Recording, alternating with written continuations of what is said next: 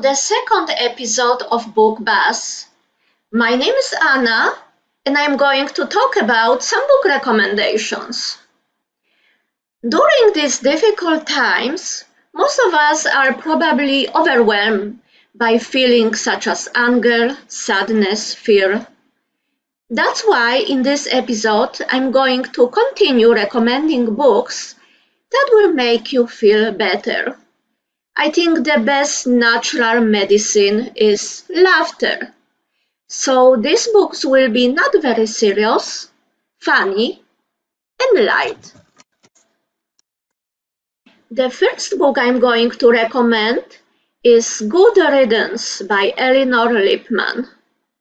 June was a high school teacher to whom the class of 1969 had dedicated its yearbook, and she, in turn, went on to attend every reunion.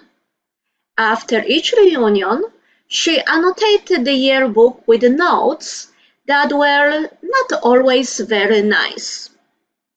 After June passed away, her daughter inherited her yearbook, but she did not like what was inside, and she pitched it in a trash. But one woman's trash can be another woman's treasure.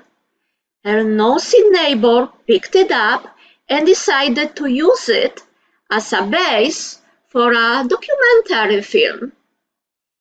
This novel is light as a feather, charming, and it should appeal to those who like romantic comedies.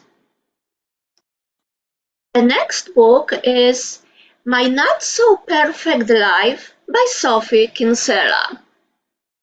Katie dreams of a perfect life in London. Everyone around seems to have that life, everyone but her. She constantly struggles. She cannot pay her rent, her commute to work is horrible, her flatmates are insane, and her boss is difficult. But she wants her father to be proud of her, so she creates a perfect life on Instagram by making not quite true posts about herself.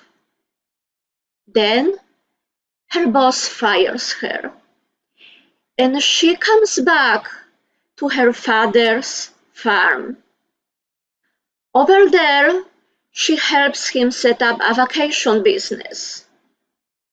Then her former boss, the one who fired her, turns up as a guest, and that gives Katie a chance for revenge.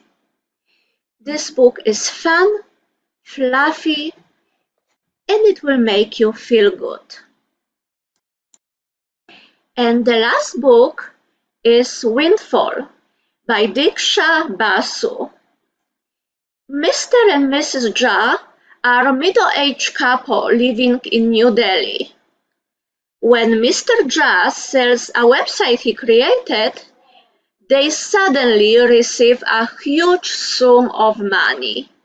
With this money, they move to a rich neighborhood where each house has a gate, a guard, and sometimes a swimming pool. They splurge. For instance, they buy a couch embedded with Swarovski crystals, just like the one you see on the cover. But as it turns out, it's not that easy to be rich.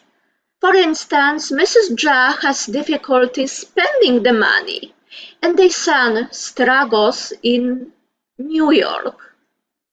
This is an offbeat comedy of errors, manners, and money.